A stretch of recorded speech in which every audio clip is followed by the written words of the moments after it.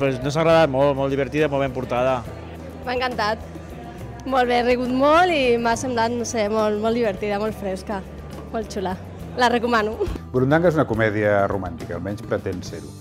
És una història d'amor d'una noia que descobreix un secret inconfessable sobre el seu company i una mica ha de decidir si ha de continuar amb aquesta persona o no, si l'amor que sent per ell és suficient per perdonar-li o per passar-li aquest secret o no.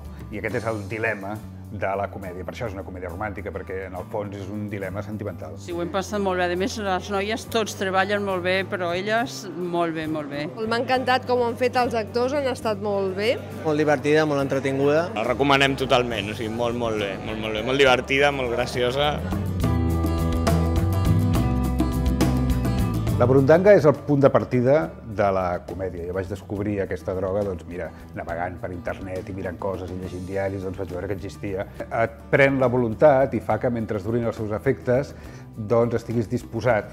Perds les defenses i estàs disposat a fer el que et diuen i si et fan una pregunta et dius la veritat. El més divertit d'aquesta droga, de cara a fer una comèdia, és que quan passen els seus efectes és amnèsica. No recordes res del que ha passat. Què passa? Hi ha un home lligat a la meva habitació. ¿Qué?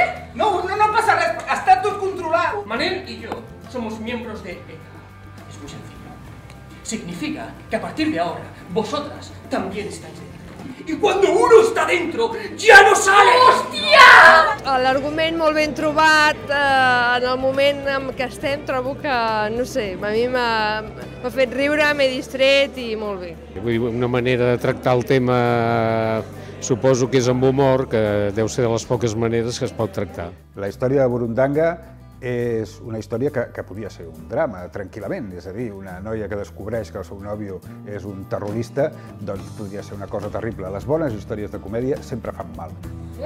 Supongo que para estas cosas uno tiene que apuntarse o algo, ¿no? No puedes meter a la gente así por la cara. Lo único que tengo vasco es la tarjeta del Eroski. A ver, calma. No. Aquest segrestament, el meu, és una autèntica potinada. Una chapuza, hombre, una chapuza.